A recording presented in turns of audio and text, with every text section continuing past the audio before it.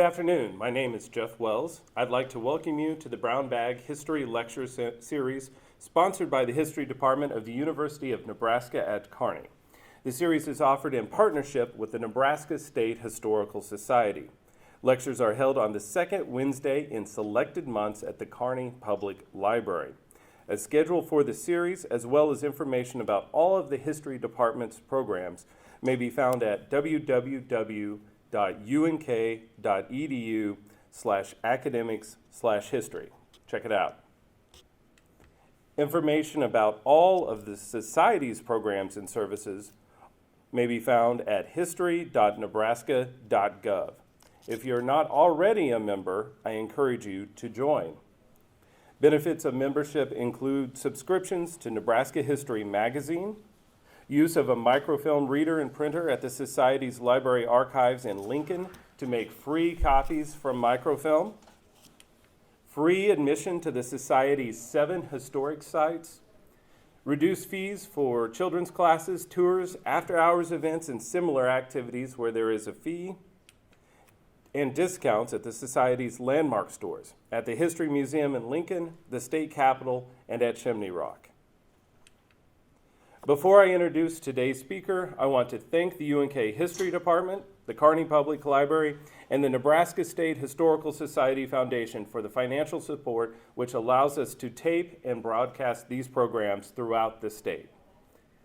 These programs are broadcast by cable partners across the state and are posted on YouTube. UNK and the Society are pleased to be sharing these programs with you. To find these videos on YouTube, it's easy. Type in your browser www.youtube.com/user/Nebraska Historical. Click on Playlist and you will go to a new page. There you will see a subsection labeled Brown Bag Lectures, where you will find over 160 past brown bags available. Or you could go to YouTube and search for Nebraska Historical. Our speaker today is Dr. David Vail. Dr. Vail is an assistant professor of history at the University of Nebraska at Kearney. He specializes in agricultural history, environmental history, history of science and technology, and public history.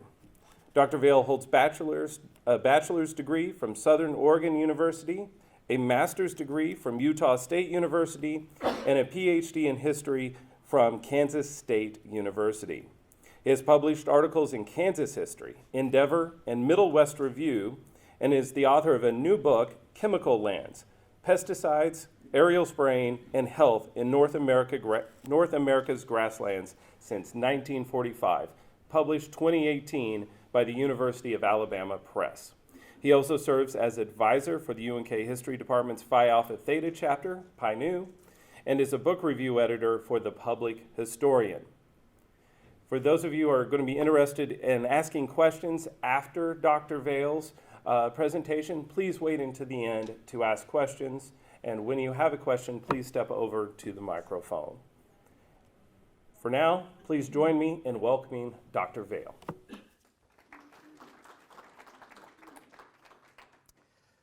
Thank you, Dr. Wells. I too want to thank the Nebraska State Historical Society Foundation for their support, the Kearney Public Library for hosting this, and my colleagues in the Department of History and the University of Nebraska-Kearney for their support in my research and teaching. I really enjoy this opportunity to come out and talk to the community about research that I hope at least resonates with everyone in what they're doing in agriculture. So what I want to do today is sort of think like a weed. And it really has to do with the history of the rise of weed science and aerial spraying, and not just in Nebraska, but in the Great Plains. So at the inaugural 1944 North Central Weed Control Conference, yes, there was such a conference, in Omaha, Nebraska, A.H. Larson of the University of Minnesota presented on the habits and characteristics of weeds. This is sort of how they thought, and DuPont thought, weeds should be considered as enemies, as scary things. These noxious ones are, quote, among the most successful plants, especially when judged upon the basis of their abilities to perpetuate their own species or take away production of arable land. Any attempts to control or eradicate them must be dependent upon knowledge of their structures and habits. They must think, so aerial spray pilots, weed scientists, farmers, all of them, they must think not just like chemicals, but also like weeds. So in 1947, a Nebraska farmer, most of us will probably be familiar with this agricultural publication, warned farmers that the grasslands were being robbed by weeds and brush in unprecedented ways. Weeds and brush are gangsters in the grass, the article stated, as they literally steal your cattle and sheep by reducing the carrying capacity of grazing land or pastures. They rob your soil of moisture and minerals. They choke the life out of your grass. So I think that these examples help us in understanding what I argue happened after World War II when it comes to pesticides, aerial spraying, and the concepts of agricultural health, but also environmental risk and the early stages of the science of toxicology, not in the laboratory, but in the field, and how that all worked out in Nebraska, in Kansas, in the Great Plains region generally. And both of these things, the science and the concepts of health and risk, have to do a lot with what was going on in the industry of aerial spraying. So, what happened when pesticides were used in the grasslands? Well, first, I define pesticides generally for us as herbicides and insecticides. But what did they do? What were the effects of their releasing upon the grasslands? They created new technologies, and we'll get into some of that today when we talk about the aerial spray plane. But they also created new cultural attitudes, right? Ways of thinking about poisons as protectors, but also new ways of having to manage that once they're sprayed or dusted. And then finally, how did this sort of work out in terms of the dangers in the Great Plains?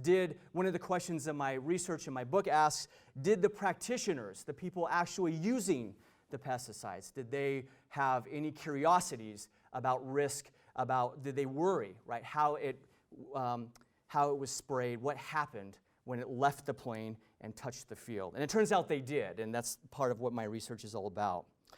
Aerial spraying as an industry emerged, I argue, in the Great Plains in ways that didn't happen or were distinctly different than other parts of the country. And why was that? Well, part of it has to do with the way things are produced in the Great Plains, the proximity of wheat versus vegetables, alfalfa, et cetera, right? That's part of it. So there's also another part of this industry that emerges with concepts of precision and standardization, and this concept of an agricultural toxicology. That's field-based understanding as much as it is laboratory-based. And then concepts of health. So how did that all work out in the industry itself? Did the industry lead it? These are all questions that I ask for my own study. And then finally, the concept of agricultural health itself. I think that it guided farmers and pilots in ways that historians have sort of overlooked, because oftentimes the politics of pesticides, that's sort of the narrative that wins out. So I was curious about, well, how did this all work? If these are risky technologies that everyone on some level could accept that pesticides are risky technologies, the question really is, did the ideas of risk and health emerge before 1962 with Rachel Carson's Silent Spring, or the EPA, or the politics of pesticides through environmentalism? I argue that it did, but in different forms. But that concept of agricultural health talked a lot about protection, and ultimately what would happen is in the 1960s and 70s, ecological health became sort of the working principle, became the argument, right? And that was much more holistic, much more long-term concept than this agricultural health, at least in terms of the politics. Okay, so starting in 1949, late 40s, a series of meetings would happen with weed scientists, aerial spray pilots, and farmers themselves. And here we have an example of a weed scientist in a Johnson grass infestation. So you can understand, I think, why scientists and farmers were concerned about noxious weeds taking over their crops. And so in places like Kansas State University in 1949, they would begin to hold conferences, aerial spray conferences and weed conferences to address these growing fears of a noxious invasion, but also equal fears about applying 2,4-D or DDT. 2,4-D was the famous, well-known herbicide of the time period, and DDT was the famous insecticide used during World War II. And so there were growing fears for both of these things. For example, Dick Mann in the Kansas farmer, sort of similar to the Nebraska farmer, worried that when it came to pesticides in Kansas, farmers and ag pilots thought that the region felt like they really had a kind of a bear by the tail with this. Here's the problem, he said. There are many new pesticides on the market now that will control weeds and many of the worst insect pests and destroy crops. These chemicals compare with some of the new miracle drugs in medicine, but they also have the power for great harm if improperly used. Almost overnight, these powerful chemicals have come into widespread use, far ahead of the equipment or trained personnel needed to do the job. With this information as background, you can see why many people at Kansas State are deeply concerned over the possibilities of this whole chemical thing getting out of hand. In that same year, the North Central Weed Control Conference would meet, and agriculturalists, aerial applicators, and farmers also made similar observations. For example, weed scientist K.S. Kissenberry, for example, he argued that studying the historical relationships between herbicides and the environment could provide the kind of long-term precautions needed for the region. He said, "We cannot foresee all of the possible consequences or the side effects of the use of the new herbicides, but we can at least profit by the past and kind of at times bitter experience with 2,4-D. Early in the developmental stage, concurrent with testing and efficacy, chemical, physical, toxicological data should be obtained in order to know the limitations and precautions which eventually must be observed in applying these weed killers in the field." These examples, I think, help highlight what I would call a chemical risk standard that shaped this region in the early days after in the post-war era, after World War II. What did this do, this idea, this cultural view perhaps, if we can say that? It attempted to balance economic goals with the health of fields and communities. Part of this standard focused on chemical toxicity, specifically asking how do we match the toxicity of 2,4-D with Johnson grass or bindweed infestation, How do we get it to look from this to this, from the left side of this image to the right side, Treated versus non-treated lands. How do we do that? How do we understand that at the chemical level? Another part, though, focused on what I call a poisonous injury concept, the noxious part of noxious weeds. So it's not just the toxicity of chemicals, but what farmers and aerial spray pilots and weed scientists all began to say, sort of the toxicity of weeds. And if we go back to this last image, the poisoner sort of gets at that. That's the idea of a noxious, non-synthetic toxicity. So you have the poisonous injury that comes from chemicals, and you have the poisonous injury that comes from plants. And I like to say there's a third source of contamination that makes this whole concept of agricultural health up in this era, which I call rogue sprayers and chemical bootleggers. And yes, they were chemical bootleggers, and we'll get into that in a little bit.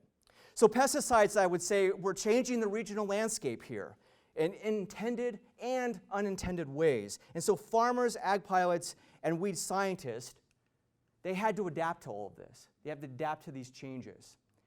Chemicals weren't these miracle drugs that just worked perfectly, They did unintended things and intended things, You spray to protect, but they also go out of the target zones or they cause problems in the soil, and so that's the unintended consequences. So what did weed science do to sort of adapt? They blended expert knowledge and agricultural professionalism with a local idea of crop needs and farmer concerns. They also influenced local ideas of environmental risk, I would argue, by helping develop a farmland standard that linked this natural toxicity to its synthetic forms. By studying the ecological relationships within weeds and chemicals, they were able to understand more broadly, how to keep their fields healthy from weeds, productive, but also at the same time, they're thinking longer term. At least that's what they're worried about, the longer term effects. So as the politics of environmental health, as I sort of described earlier, changed from Rachel Carson's book in 1962, Silent Spring, into the 1970s with the EPA, the study of noxious plants encouraged a vision of agricultural health that didn't conform to the politics of environmental health. So how did farmers adapt to this? Farmers had to guard their fields from these rogue plants, right? Because ignoring them or working simply around them only brought their fields to peril. Example A, example B. So healthy grass, as most farmers know, that's imperative to a productive landscape, right? So improving their fields not only improved livestock populations, but it represented the first line of defense against larger invasions from weeds. So chemicals represented a great defense, a way to keep these landscapes healthy, but also they brought in a lot of dangers too. So landowners had sort of long been searching for ways to kill these injurious plants, but with the rapid expansion of agricultural chemicals and the equally numerous amount of farm poison salesmen coming out and trying to get farmers to buy a certain brand of their pesticides, all of this sort of meant that farmers need a more reliable ecological context to guard their fields, and so too aerial spray pilots. So another meeting in 1947 at the North Central Weed Control Conference, this time in Topeka, Kansas, again, agriculturalists and aerial applicators, they met to discuss these latest chemical advancements of DDT and 2,4-D. The rapid progression of both had a lot to do with toxic selectivity, but also sort of the promise of things to come. And so Noel Hansen, an experiment station weed scientist at UNL and president of the conference that year, emphasized in his opening remarks that pest control, whether that's weeds or insects, right, could not be thought about in terms of eradication. Right? Instead, it had to be thought about in terms of control, and control by understanding the ecosystems of weeds and insects and how chemicals, whether in herbicides or insecticides, how that all fit together. Right? A change in thinking, he argued, was the first step in addressing many farmers and agriculturalists' larger concerns about these risks, the risks of noxious weeds or the risks of chemicals.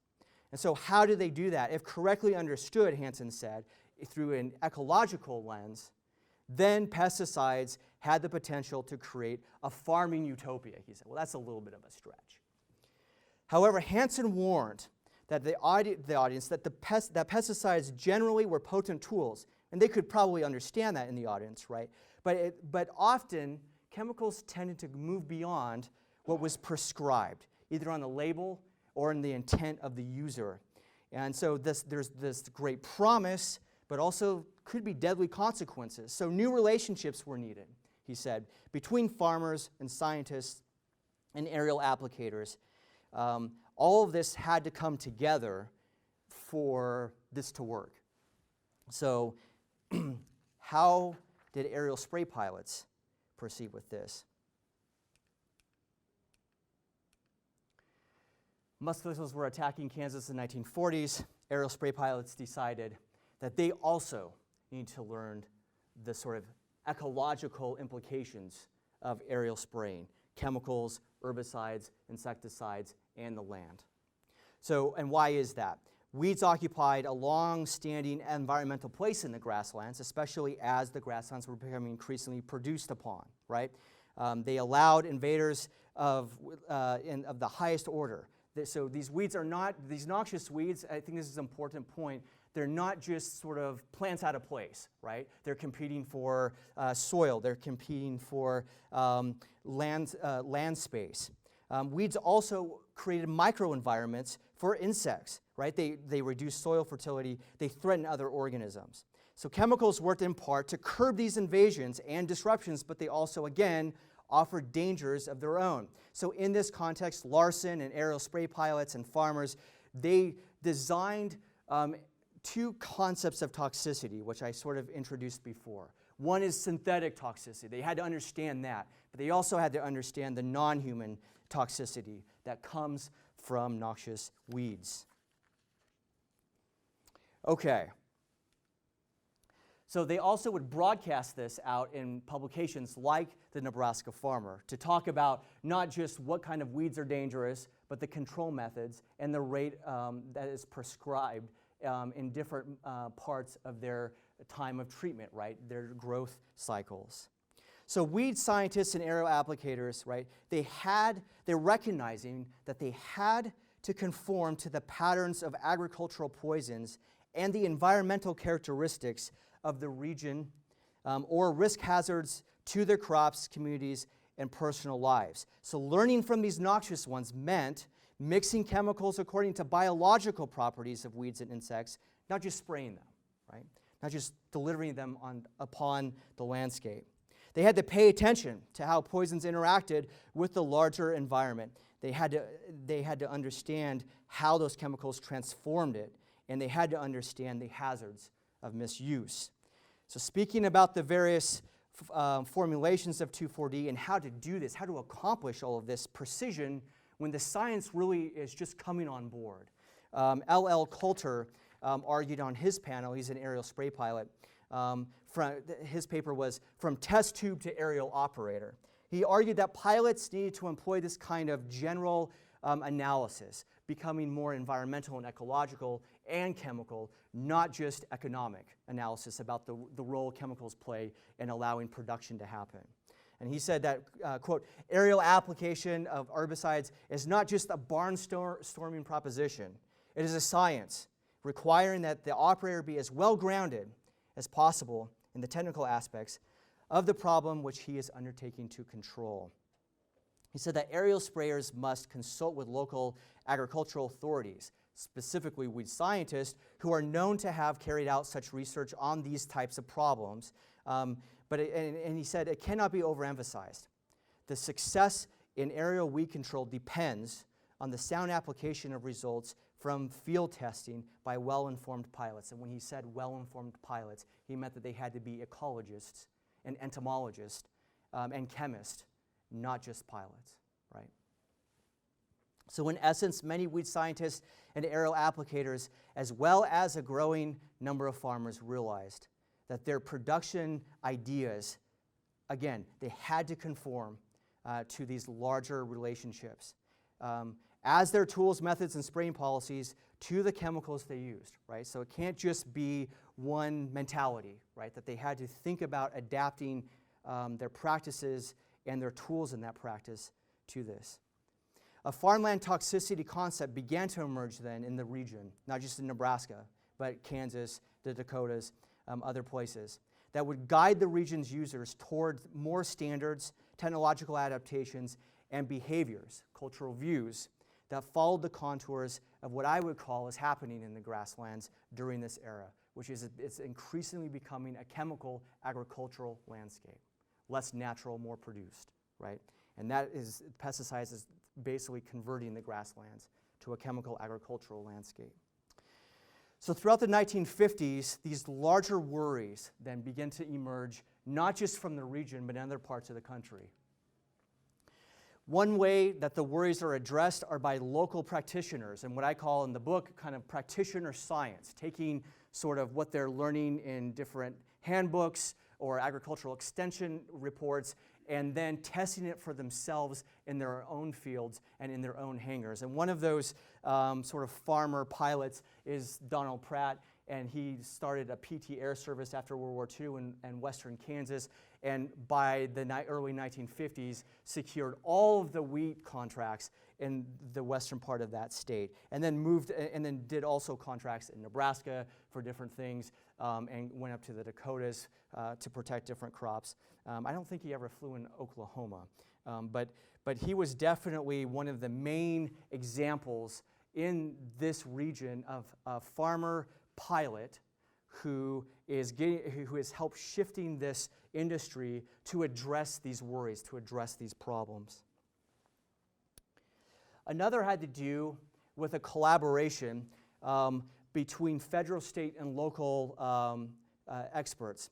And one of those main collaborations had to do with forming an ag plane that was standardized, that was precise for the country, right? So it wasn't just these growing worries in the Great Plains where farmers and weed scientists and ag pilots were starting to ask, well, you know, can we get some general standards beyond sort of self-regulation, right? But we need to have like technical standards. We need to have a plane that addresses a lot of these problems that we're doing on our own, right? In our own hangars. But how about we invest in something that standardizes across the board? And so in the early 1950s, a really famous agricultural aviator, but also an aviator engineer, Fred Weick, he was well known with circles like Charles Lindbergh and Amelia Earhart. He was like the engineer part of that group. He got asked, basically, he was asked to build this plane, which he called the AG1. And this consortium of experts and places happened between the United States Department of Agriculture, the Civil Aeronautics Administration, and the Personal Aircraft Research Center at Texas A&M College. So all of these entities began to work together to design this ag plane for pilots all over the country. And the majority of input from pilots and scientific experts came from the Great Plains for this. Okay, so this AG1 prototype is being designed. What are they considering, right? What are they asking themselves beyond these sort of worries that I've been talking about? Well, first, I would say that the main task for them, here's an example of schools, right? That was one sort of part of this AG1 program, is we have to create more schools around the Great Plains and other parts of the country to train pilots actively. But really, the first part of this prototype of AG1, of the AG1 plane, has to do with the tank, right? They had to have adaptive spraying technologies, right? It wasn't just enough to kind of have a certain amount of nozzles and a certain boom system for every single landscape. Why? The main reason is because different places produce different agricultural products, right? Different agricultural commodities. And so you can't just have one size fits all. And that was part of the complaints all over the country. So this main task became, how do we make a standardized aircraft that also understands through the way it works and performs, it understands the variabilities of landscapes, of crops, of places, right? And what they're really asking and discussing here and designing, they're addressing what I would say is the interplay between environmental and chemical relationships and landscapes, right? It's not just the customer contracts. An aerial application, I would argue, to be, at least in this era, economically effective for farmers. They understood that its aeronautical performance had to reflect crop and pest life cycles, climatic and meteorological events, and correct dosages for acreage. So all of that information, very challenging to sort of grasp in different parts of the country, all of that is being filtered into the AG1 design. The aircraft's containment tank, though, is really important. It's important because you have a pilot there and you have very corrosive, toxic chemicals behind you. And if that thing leaks, then you're kind of in trouble. And they recognized that was a big trouble, right? So pilots, how did this look in the beginning, right? Well, pilots designed their own reservoirs for constructing a metal tank, right, to hold these chemical loads. But the problem was that these early tanks didn't really have corrosion resistance. And also pilots had trouble figuring out how much to put into the tank so that it didn't, when they barely took off, they would sink to the ground again, which could be a nasty wreck. So, these were all sort of the early concerns of how to standardize and understand that you may not be using the same insecticide for cotton that you will be for wheat, right? Okay, the second challenge then would become this environmental challenge. So once pilots loaded up and taxied out and then took off, chemical mixture and containment became only some of the factors. that could cause them trouble. They could injure crops if they sprayed incorrectly. They could contaminate the soil, so then farmers couldn't grow there after treatment. So the trick for pilots then was to release the exact amount of chemicals necessary to treat the target spots, right, for the pests and crops that were under attack, but also making as few as passes in their lines as possible. Pilots also had to understand then the climatic and weather patterns of the spray location, because as air and land temperatures warmed throughout the day, accuracy and chemical effectiveness diminished depending on what was being used. Right? So creating this sort of air-to-ground temperature that became, if it were left unchecked or pilots didn't pay attention to it, you could have dangerous and unpredictable swath patterns. And that became another central problem, which was that as these swath patterns and the flight paths would go well beyond the target areas, which is called drift. And here's an example of how they were trying to study the swath lines and what it would mean for a sort of a biplane versus a fixed wing. By the way, this is all happening, again, before 1962, right? Before the politics of pesticides, and wondering on a much larger national and then ultimately global scale about how all of this shakes out with longer-term environmental risk. I would argue that they're from a different place. They're also bringing that data into play. All right, so the question becomes, to protect or endure? This all happens around Rachel Carson's book in 1962, Silent Spring.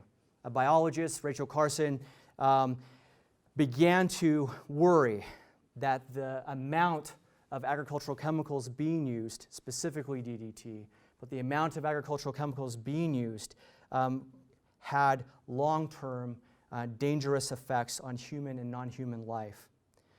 Central to her work, then, was the question of how users applied agricultural chemicals, but especially insecticides.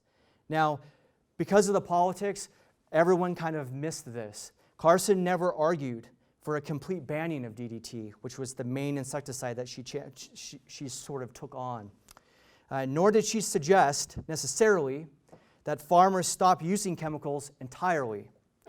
Instead, she did, though, target indiscriminate application, which a lot of ag pilots that I talked to for the book said, yeah, we were also critiquing that too. We were critiquing the indiscriminate nature of what some pilots were doing at the same time. The scope, she said in her book, of aerial spraying in particular has widened and its volume has increased. She was really worried about this. But Americans' attitude toward toxic sprays seemed to ignore the dangers for the promises of poisons.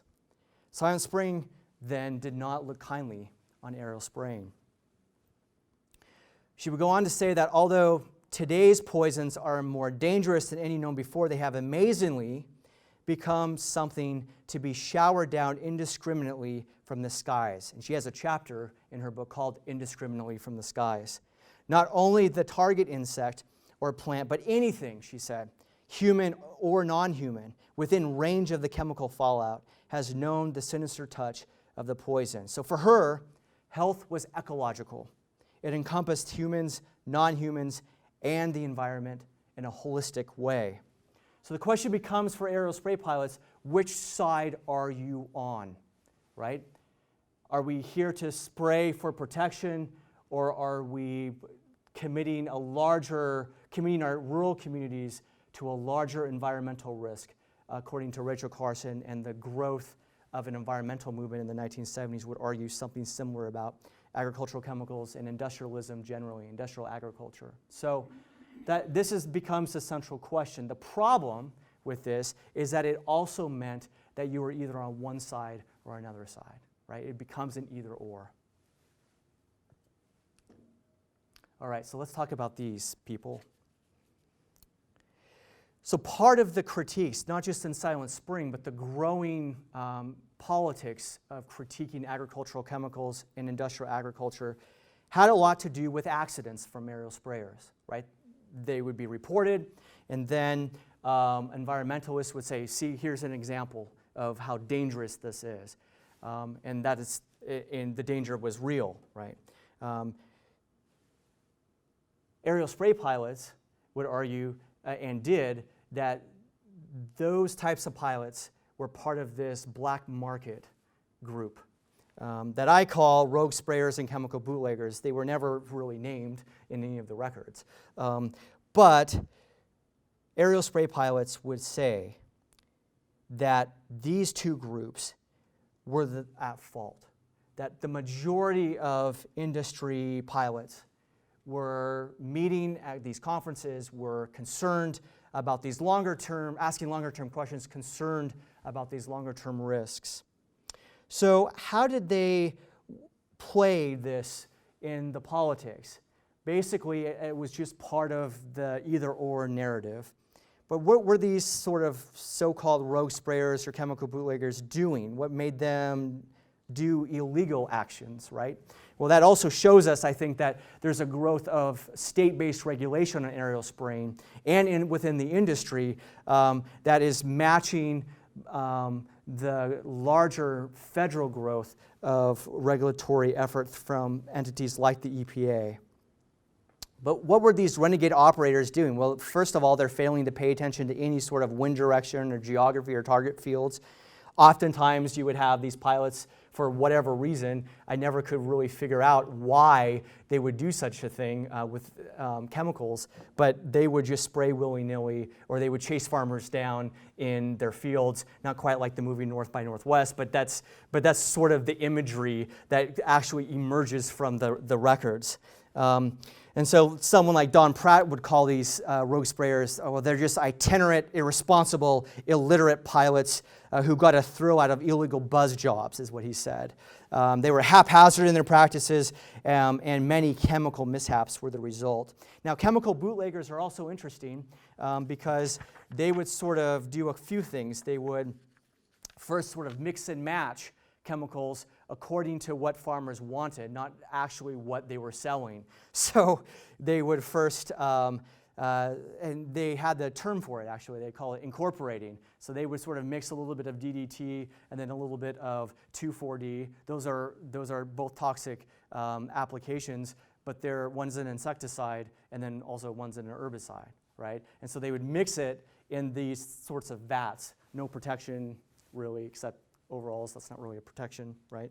And so they would do a lot of this. And sometimes they would sell just empty barrels or barrels of water that had a little bit of DDT in it and call it 2,4-D. That's another sort of method of this. Sort of a third method would be mislabeling. And again, it's sort of an effort to create the kinds of poisons farmers or ag pilots wanted if they didn't have access to a supply of the actual insecticide or herbicide.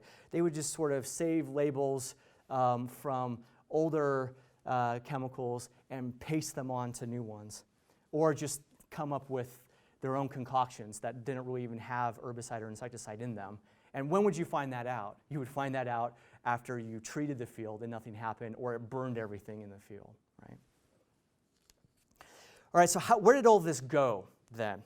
Throughout the 1960s, 1970s, and 1980s, we scientists responded to these growing critiques by encouraging more research, professional relationships, and endorsed a regional weed control plan that included synthetic aerial application as well as more of an integrated pest management. So like actively wondering about how to limit chemical controls and maybe have more what they would call natural controls for pests or weeds. Also, many of these weed science meetings began to emphasize workshops, sort of like the spraying schools, allowing farmers, applicators, and agriculturalists to test and study the latest herbicides rather than just simply learning about their properties after the fact. Right? Aerial sprayers, chemical companies, and aviation companies all work together to create their sort of industrial line of spray planes. And here we see Piper Company. They came up with a plane called the Pawnee. And the Piper Pawnee was essentially the closest version to that federally funded collaboration of the AG1. This is the closest corporate version of that, commercial version. And one last thing I want to mention of the AG1 style is that you see sort of the guideline from the tail to the cockpit, and that has a lot to do with keeping the plane up in the air if it happens to go underneath power lines, so it doesn't get caught up, the plane doesn't get caught up in the power lines and then crashes, right? That was a huge problem for pilots in the early days. And so that's another example of like a safety adaptation to where they're flying and what they're doing.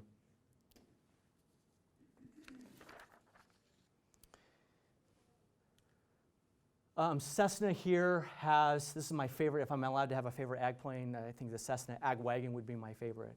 And what they try to do to promote safety and standardization and precision was to get the human flagger out of the equation. So part of this was that there were human beings with flags holding the flags up so that the pilot, when they made the first pass and then the second pass and then the third pass, the pilot would know where the swath line started and ended and where he needed to start it again. So Cessna came up with a new technology called streamers. And the streamer dispenser is on the right side of the fixed wing there. And basically they were cardboard streamers that the pilot could release, and then as he would make another pass around, he could see where those streamers landed, and that would be roughly where the swath line ended. And so trying to think of ways to say we're getting the human being, at least in the fields, out of the equation, making it safer. That was the selling point for the AG Wagon. And then by the 1980s, these collaborations continued, and the focus continued to be on safety, precision, and standards. And those weren't just political talking points. Those were actual scientific and technological efforts to design the ag plane more and more to be standardized and precise. And you bring in global positioning system technologies that allowed pilots a whole new view of all that data, right? And through that, one of the ag pilots I interviewed, Jim Floyd, who lives in Liberal, Kansas, said that the GPS and these other advancements, but especially the GPS, in the end, it was better for the farmer. It provided more even applications for the pilot, and he thought it was better for the environment because of that precision, and that data is real time, and you don't have to rely on streamers anymore to see where the swath lines are ending and starting. So to conclude, what does this all mean for us? I like to try to think about environmental history and agricultural history in an applied way. Right? What does this mean for us? What can we take away? I would say, this happens to be one of the last lines of my book, but I would say that these types of environmental, technological, and biological factors associated with chemical agriculture, they define the development of aerial application, quickly making it a central tool in chemical farming of the Great Plains. But since pesticides and pests follow their own logic, right, according to their species or synthetic constructions, a new type of agriculturalist, the weed scientist, also appeared as pesticides were increasingly being sprayed from the air, absorbed in the ground, and poisoning pests. Thinking like weeds and chemicals in the grasslands meant adapting mixtures, machines, and attitudes to fit their toxic tendencies, rather than simply believing that if some pesticides worked, then more must be better.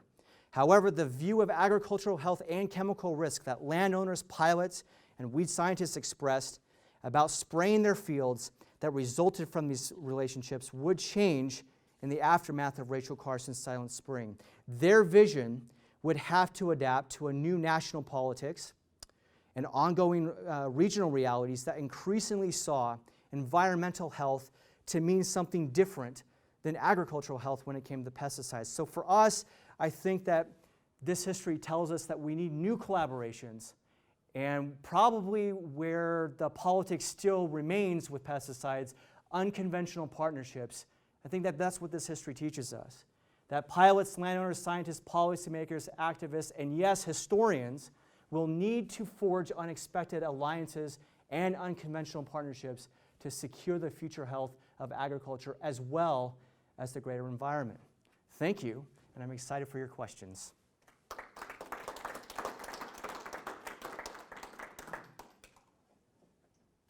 Dr. Vail, you mentioned that as time passed, standards grew and there were some regulations, and it begs the question, were people, especially these sort of rogue sprayers and chemical bootleggers, were these people prosecuted?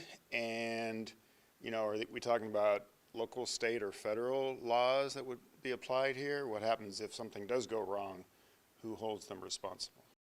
That's an excellent question. I would say first, there's a long legacy in the Great Plains of industry, what we would call today industry regulation, self-regulation. But that started in the absence, at least with aerial spraying, it started in the absence of a federal regulatory system. And so there were early calls at the state level for states like Kansas and Nebraska and North and South Dakota, down into Oklahoma to an extent, and then into Texas.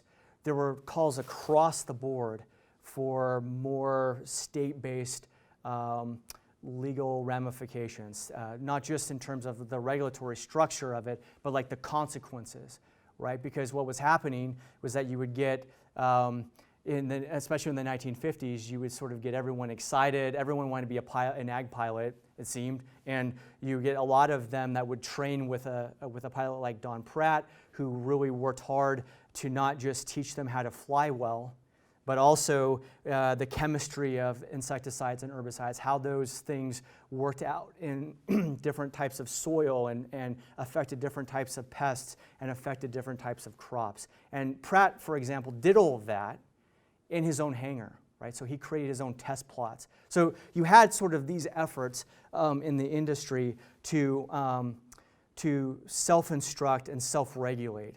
But there were still these missprays. There are still growing problems with drift when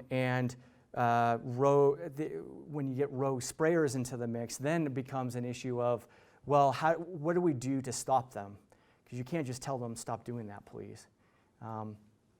So you had these larger groups going to places like Topeka, Kansas, to ask the Board of Agriculture to establish some sort of law structure that would specifically allow them to prosecute these types of pilots and these types of dealers.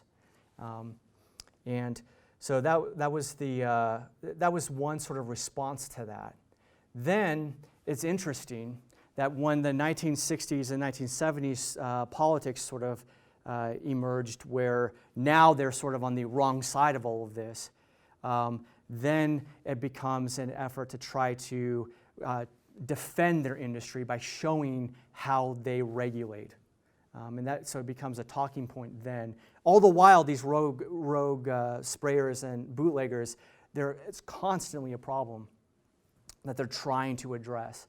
And so it becomes also this argument that, well, we're building our own state-based and industry-based regulations.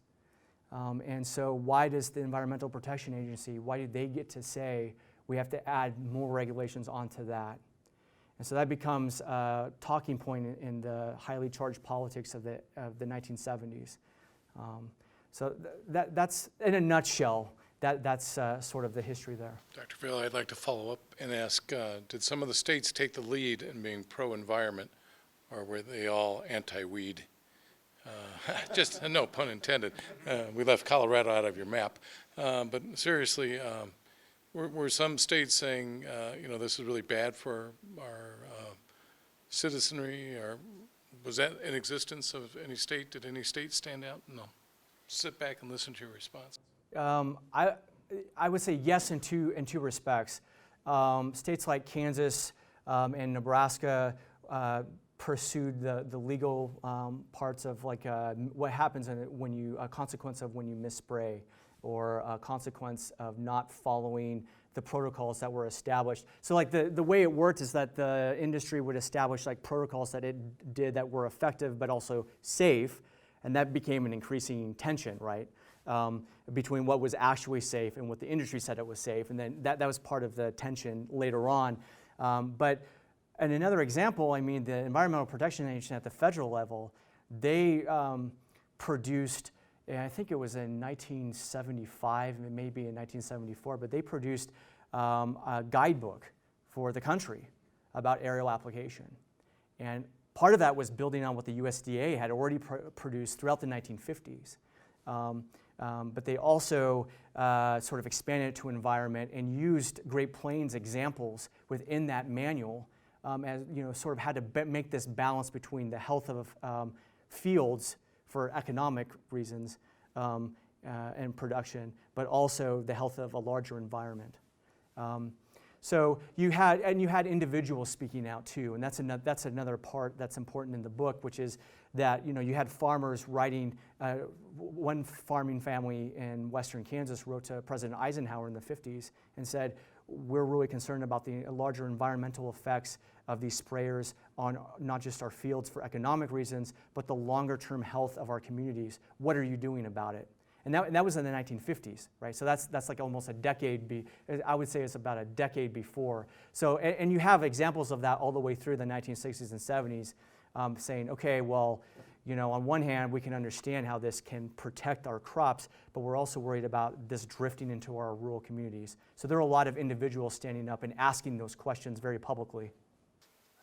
Could you talk just a little bit about water contamination as a part of this whole equation? Because certainly with the DDT and the ospreys and all of that, you know, that's where it really hit the public eye maybe. And how do we assure that we're being responsible as we continue to develop, you know, policies and all of that?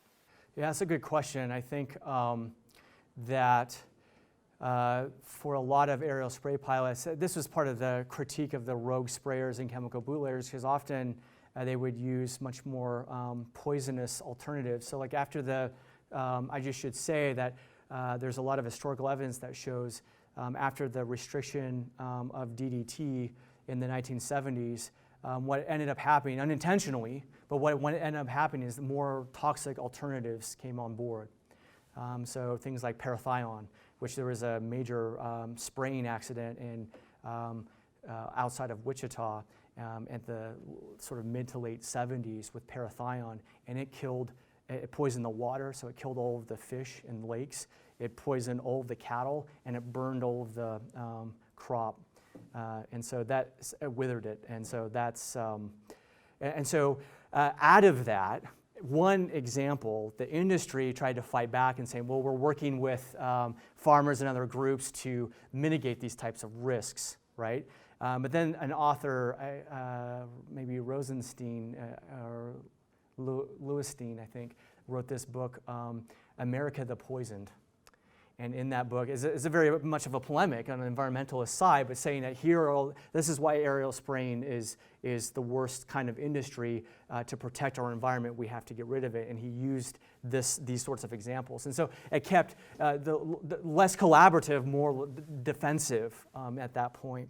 All that to say, yeah, I mean, anyone who uses pesticides today, agricultural chemicals, knows that if one mixes it with water to do sort of chemigation, or if one uses still sort of aerial spraying or even ground spraying, the nature of the grasslands is that it's porous, and that these chemicals can move into water supplies, and then so sort of point source pollution problems. And so I guess I would say that the history tells me, and I hope us, that collaborative efforts to acknowledge the risks and where things are in terms of agricultural production, but also the larger environmental health, there has to be a way that we talk together about that instead of apart. Dr. Vail, I have a question on in your research, the future of aerial spraying. I know the life expectancy of a spray pilot is pretty short. I lost 2 friends myself that were spray pilots at a young age, and I just wondered what you see as the future. Is it a thing that's going to be going away, or just what your thoughts are on that? Yeah, well, first I'm really sorry about your friends and losing your friends. It's a very risky industry, and so part of that I argue in the book, part of that agricultural health idea is, you know, the more they focused on the safety of the pilot, the more they had to focus on the safety of the plane, and the more they had to focus on the safety of the plane, then they had to think about where they're spraying and where they're flying, and then so it kept sort of building outward like that. Where I see it going, I don't know, if you talk to a lot of ag pilots, on one hand, they think that there's still a long-term value to what they do, but they're also really worried, especially about the digital technologies that are coming on board, especially drones. My conclusion, I talk about sort of what it means when we're entering what I would call a digital chemical age. This idea that chemical application, both in terms of the science of it, but agricultural chemicals, how they're deployed and how they're used, that's becoming increasingly digitized. And you see a significant move toward that in the 80s with GPS coming online, more or less. So it's a good question. To me, I see it more and more becoming digitized. And what that means is that, just like it could be, I have to be careful, I'm a historian, so I talk about what happened, but it could be, right, that just like in World War II, where you had sort of the trainer planes and that sort of the wartime technology, aviation technology that is being applied in a domestic peacetime way. It could be that similar relationship happens with military drones. We already see a miniaturization of drone technology in agriculture and in agricultural chemical application of that. And where pests, you can see those sort of like heat registers of where pests are. So there's some amazing science right now and research being conducted in West Virginia on this. But you could see like where boll weevils eat and the heat signatures that they leave from a drone, and then you basically have a drone heat register to see where the pests are, and then you call in an ag pilot to cover that. Now that sounds a lot like a military application, right? And so it could be that ultimately what's to stop a commercial company from designing a drone to do that?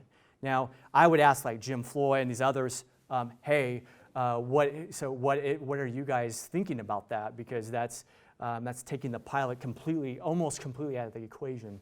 And they all of them to a person, rest assured, David, they will never take the pilot out of the equation. So anyway, that would be my answer. Thank you for coming.